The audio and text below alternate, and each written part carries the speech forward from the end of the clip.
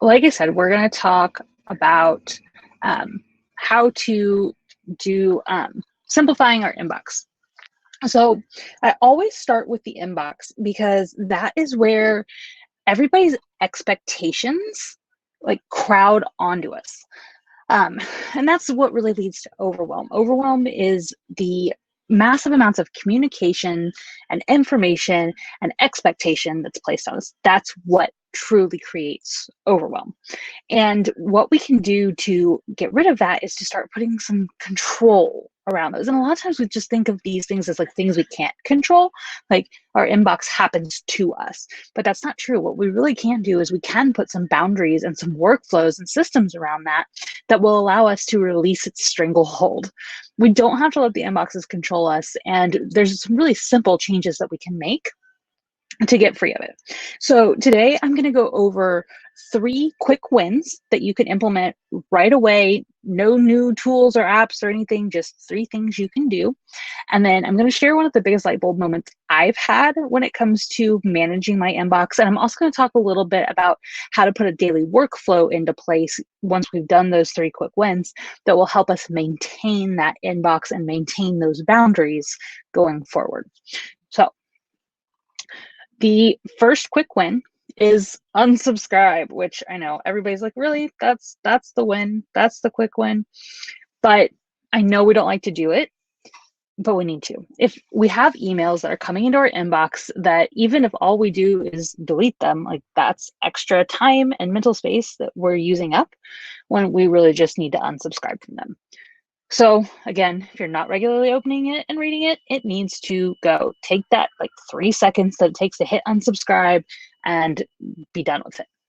You can always sign back up for these lists later. And I find myself doing this all the time. Like I get, sales emails from, brands where maybe I've bought something, even in my personal email. My daughter really likes Under Armour clothes, so I was on the Under Armour list and getting all these emails from, well, we only buy clothes like 3 times a year. I don't need those emails all the time, but I kept thinking, well, I'll miss a sale. Well, the truth is you can always sign back up for them. They almost always offer a discount code when you sign up for the first time, even if it's the first time again. So you can always sign back up later. Or the other option too is a lot of those you can adjust your emails so like you don't get their sales emails. Maybe you only get account related emails. And it still only takes a couple of seconds to go through and do those things. But you can always sign back up later. You're never saying goodbye forever. It's just goodbye for right now to clear my head. And then the other thing is when we're on email lists, especially like in our industry where we're on email lists for like other small business owners and things like that, we feel guilty. Like, oh, I really want to be supportive of them. But if it's just creating all these open loops and guilt-ridden emails of, oh man, when it comes in, you think, oh, I'd really love to get to those. I never do. You're doing them a favor by unsubscribing, because if you're not opening and reading and clicking and engaging in those emails, you are taking their engagement levels down. So by unsubscribing, you're helping them. You're helping their open rates. You're helping their click rates. So let go of the guilt and just be done with it. Unsubscribe. And again, you can always come back later if you find you're missing them. So in practice, what I've been doing, it helps that I'm handing over my main email inbox to an assistant. So we've had to do like all of the sorting and switching of like what's going into my new personal work one and what do I want to let pile up. So I've been taking really clear stock of whose emails do I actually open up and read. And if there's somebody that I wanted to do a better job of opening up and reading, then this is giving me like that position to do so, like a reason to do so. So I found that, I have a couple that anytime I see an email from them, I'm opening it up and I'm reading it, or, maybe not right away, but when I process my inbox, which we'll talk about here again in just a little bit. But I have those that I regularly read. And then I found I had some that, maybe I used to really enjoy them and they no longer are a good fit for where I'm at in life or in my business or something. So it was time to let them go. And then there were some that just needed to be like released. Whether it was, sales emails or whatever the case may be, it was just time to let them go. And some that just needed to be like turned down to only account. Like, I use Divi on my sites, but I don't really need their like weekly emails and all the extra stuff from them. So I was able to turn it down to just emails that are related to my account, which is great. So tip number 1, quick win, unsubscribe, and just do it as you process your inbox every day. Like, you don't need to do like a massive unsubscribe. And if you've got a bunch of stuff that's already in your inbox, like, don't worry about unsubscribing right now. Just like delete all that you're not going to bother reading. And then as they come in and as you get in this rhythm of processing, then you can start unsubscribing. Okay, quick win number 2, the 2-minute rule. So in a nutshell, if it can be done in under 2 minutes, do it while you're processing your inbox. And if it can't, move it to not your inbox, to your task list, because if you can't do it in under 2 minutes, it's a task and it doesn't need to be in there. So really what this comes down to is we need to stop using our inboxes as our to-do list, because what that is, it's an open to-do list that anybody can add things to. How crazy is that? Like, when we wake up in the morning and the first thing we do is look at our inbox and we prioritize everything in the inbox, and then things keep getting added to that to-do list in the inbox, we never get out of that, especially because everything we reply to means we get something back. And it's just a hamster wheel. Like, we're always going on that. So what we have to learn to do is to take things that don't belong in the inbox and take them out and put them on Task Manager, where we then prioritize it in the context of all the other tasks that weren't in our inbox that we also need to get done. Because there's an urgency to an inbox. When you see an email come across, like, you want to take care of it then. Like, we've been trained by notifications and just how everything in our world works with technology, that we need to put those things, those other people's needs, that urgency when we see that notification, above anything else we have planned. So if we are, a client-based entrepreneur and we keep wanting to maybe work on a new opt-in or a new digital product or something in the background, but every time we get an email from a client or a potential client, like, we always feel like that has to come first and the other stuff is back burner. And it's really hard to change that mindset, but we can do it by just putting boundaries around the inbox.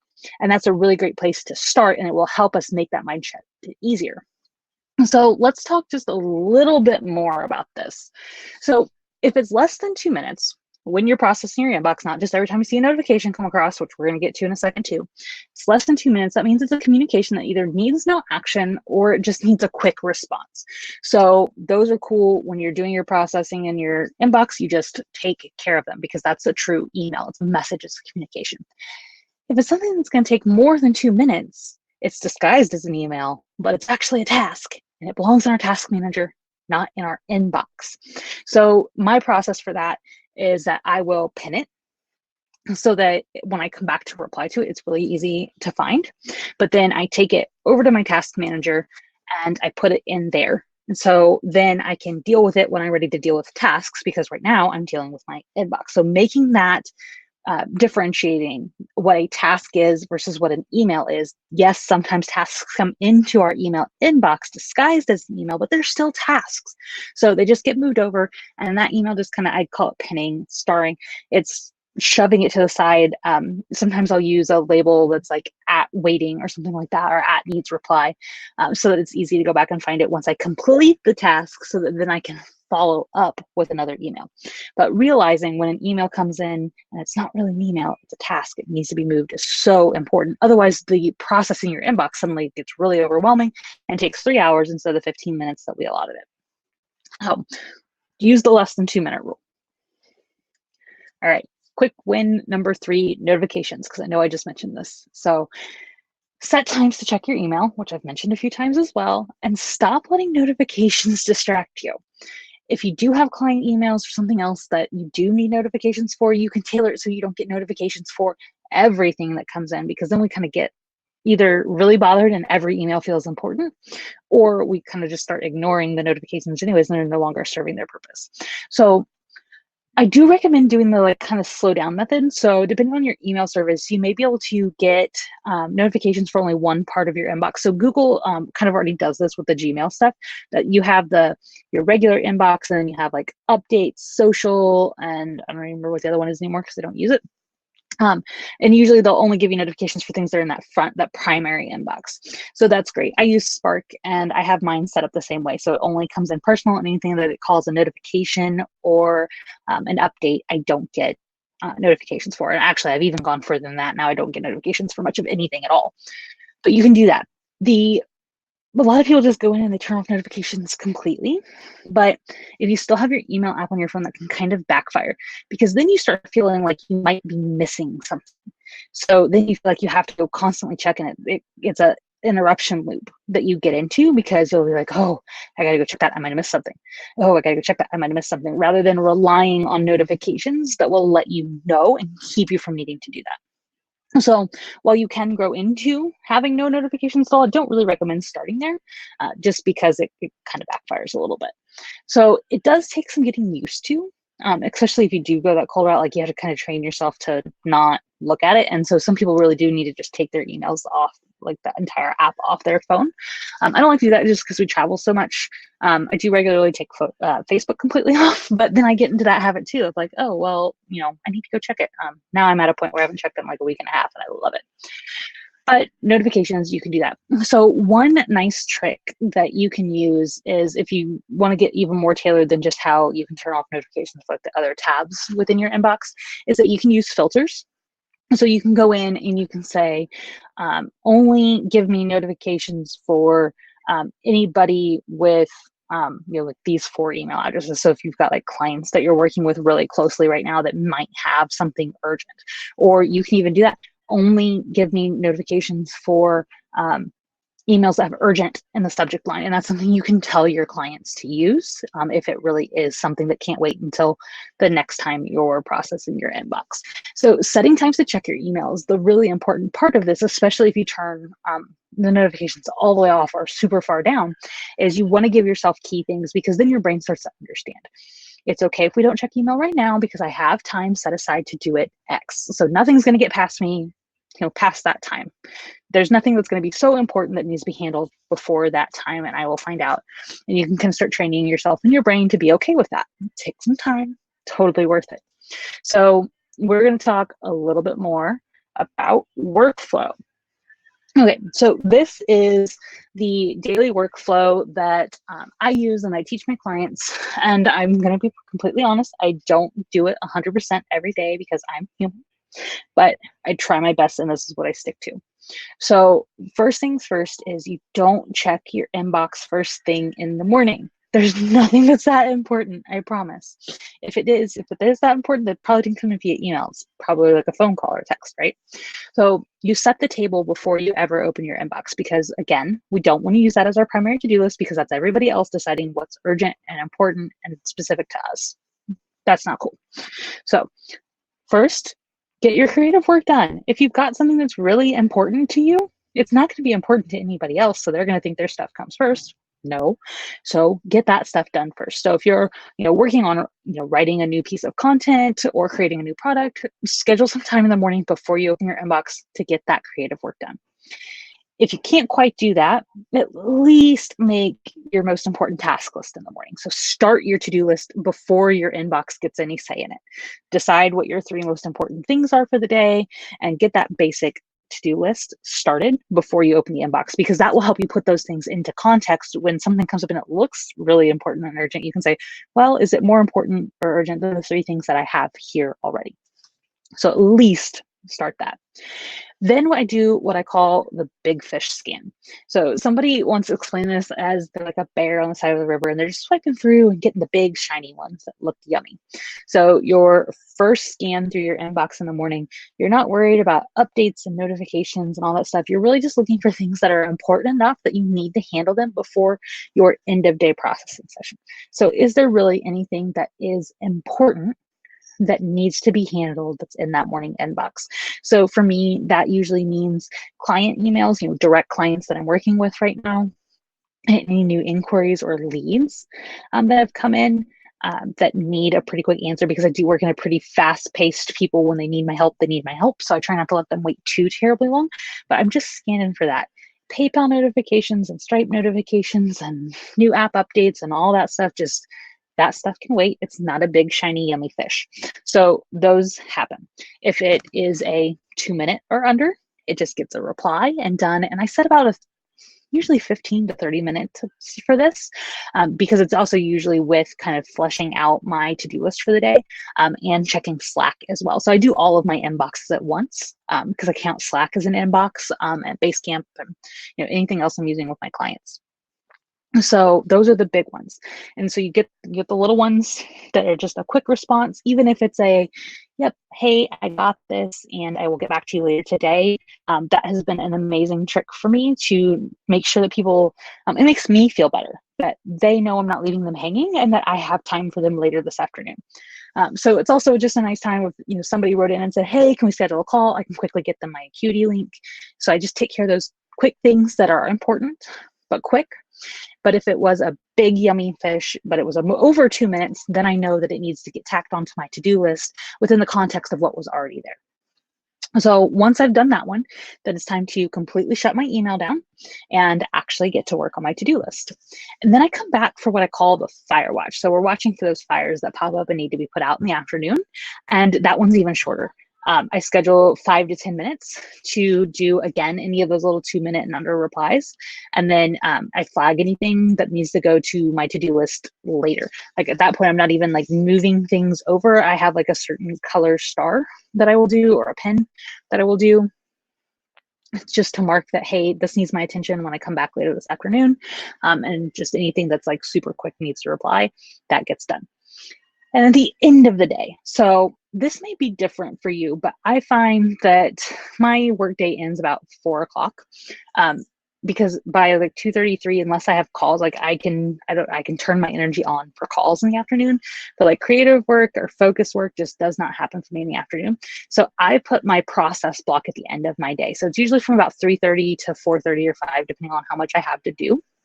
And that's when I actually really take a look at my inbox and I go through and I process everything that's in there.